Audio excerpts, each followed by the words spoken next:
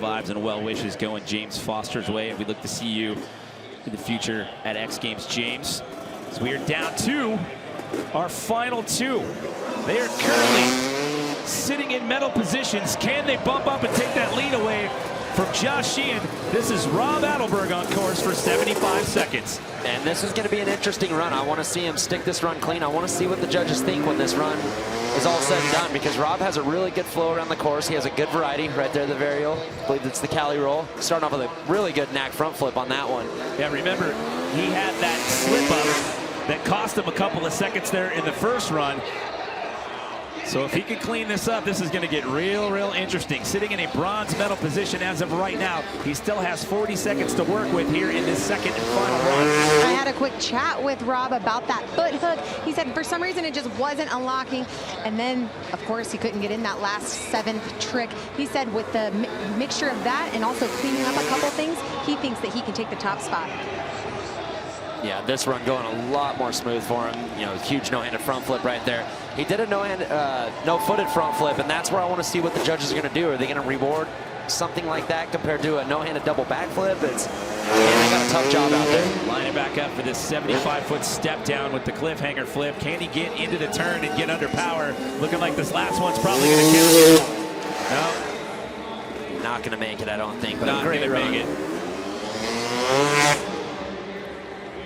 So that was for the crowd. And it's crazy to hear the crowd going wild over a one-handed hard after everything we just saw. It's kind of cool to see a little mixture. They're fired up down there. We got some hardcore Moto X fans here in Minneapolis. Look at the tuck right here on the front flip and then taking the feet off. Great extension. Like I said, it's so trippy how both their wheels are just locked up right when they take off the ramp. Front flips are gnarly. It's just crazy to watch. I mean, they both do it perfectly, but to see the different styles that they have and how they do it, but they've both put this down feather touch smooth out here tonight. I mean, going back to what I said earlier, it's baffling to me that we're at this point in the sport where you see this going down with ease in the middle of a freestyle competition. So there is a shot of your current leader. That is Josh Sheehan sitting in that top spot with a 90 flat. As we await the score, and Rob Adelberg has done it. He's into the 90s, a 92.33. A little look to what we'll see tomorrow on day 3 of 4 out here at X Games Minneapolis. Josh Sheehan, your current leader, sitting in that top spot right now with an 87.66. We had to wait for the scores to populate right there. Him and Jackson Strong, a little bit of separation. The judges obviously had a conversation about it. In your estimation, in your thoughts, what do you think was the difference that kept Josh in that top spot? Yeah, going back and looking at it, I think Josh just had an overall complete clean run. Every trick he did was smooth. Every trick he did was massive. I think maybe some of those smaller front flip variations, maybe got docked a little bit. You know, the knack front flip, it's an awesome idea, but you've got to extend the tricks when you do them. And like I said, watching Josh's run right now, you haven't seen one trick that kind of looks minimal or like he's kind of, you know, just barely stretching out. Everything's huge. No, everything's maxed out. There's no tentativeness. And a great flow around the course as well. You know, like I said, a lot of these judges, they've ridden X Games, they've been out there, they're real particular. They're gonna award guys that flow around the course and be smooth. Guys, Josh was actually in disbelief during the split screen when they were waiting for that score on Jacko. He's like, why am I on the other screen? Like, Rob's in front of me. And then Bill goes down here and had to say, no, dude, you are in the top spot right now. Hello? He's like, what? I can't believe this. He's stoked right now, you guys. That's what he said. He is stoked. You said earlier he's a pretty humble dude, so that's a testament to that right there. I think it's funny that he didn't even realize that he was in first place and he thought Adelberg was ahead of him. Yeah, he's probably just so used to being in that 3rd to 4th place, he just kind of took it. But no, great run. He's riding so good, flawless runs. These guys are actually, now that I go, you know, I get caught in the new stuff as well. When guys are doing front flips, it's easy for me to just be like, this is the new thing. This is amazing, but man, you can't discredit what Josh is doing. Obviously, the judges are, like I said earlier, they're breaking down the minutia. They're looking at every little detail, and they're giving Josh Sheehan the love out here tonight for good, solid, clean riding and great extension. Yeah, I love it. Guys, he also told me during that first run, he even messed up a little bit. He was in the wrong gear on his last pass, and so he said he was going to come clean this up, and he wants to remain in that top spot.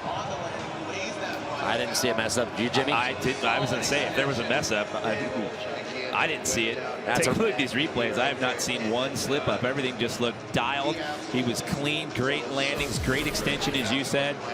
Oh, now he's excited. Now he realizes he's in first place. Well, if he doesn't realize it later on, at least he has Bilko down there to tell him. 90 flat. Hello, everyone. We are into the 90s here.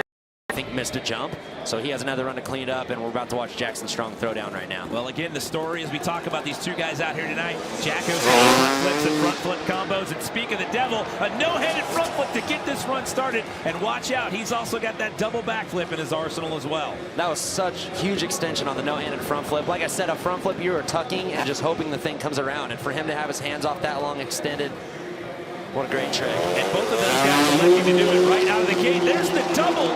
So your first two tricks, you've got a front flip combo and a double backflip. Not a bad start to a freestyle run, if you ask me. Where do you go for the next 45 seconds after that? Yeah, he's got to keep it together. The emotions run high. Like I said, these guys have been sitting around for hours since practice. And to come out with a front flip, right into a double backflip, you've got to calm yourself down. You've got a lot of run left. Yeah, for those of you watching at home, we keep focusing on those two tricks because they're key elements in these guys' runs. However, with the 75-second run, the judges are looking at the overall scope, the overall impression of what you do in that time frame. Going for a knack flip as well right there. These guys have just elevated this game in the last couple years. It is ridiculous how far they're coming along. Like the standard backflip tricks are almost out the window. Like the run we saw Tonka do is so impressive, and these guys are just above and beyond that. And one of the things that the judges are looking for out here tonight is execution. They see these guys doing the tricks, they make it look easy. However, these judges, they're looking at every little detail of how well they do these tricks. Yeah, all the judges out there, they've been in X Games, they've been in competitions, they know what they're looking for. And they know what they're seeing here. They know they're seeing two guys that have really stepped up. Like I said, Sheehan is riding great. He's doing so many incredible tricks, but you got to reward the front flips and the front flip variations. Look at that. And again, to echo your point, takes the hands off. Great extension. And for how long he keeps them off of the bars. And look at that landing. It's perfect. Yeah, really smooth run out of Jacko. He's been notorious for being a little wild, but this run was probably one of the most dialed ones I've seen him do in a long time. And especially for him to come back after starting off the season with an injury. He got injured in practice at X Games Aspen leading into Snowbike Best Trick. Had to sit that one out, watch from the sidelines. Look at right there, both wheels locked up, locking the brakes up to just lighten the bike up a little bit, get the spin, get the foot off for the knack. That's probably what Rob was trying to do when he was trying to get his foot hook out there, was keep himself on the bike, because there's no way to have any leverage with that foot when you're doing the knack. Okay, so again, it's an 87.66, an 87 flat, and 85.33, but hold the phone, everybody. We're waiting for that score for Jackson Strong. There is a shot of Josh Sheehan, your current leader. What do you think's going through Jacko's mind right now as he's looking at that leaderboard, waiting for the score to pop up? He's got to be stoked. I mean, he looks nervous, but he's got to know he threw down the run he was looking for. I mean, worst case, he has a little bit of polishing to do in the second run, but that thing looked pretty flawless to me. Yeah, and as we wait for that score, I still have to give props to Taka Higashino after crashing a double backflip in practice and coming into this visibly pain, and he's still sitting in a bronze medal right now with a score of 85.33. So your current leader, Josh Sheehan, on the right. The man we just saw take his first of two attempts, Jackson Strong, on the left. It takes a while for this score to come in. That tells me that the judges are having a conversation over there in that booth.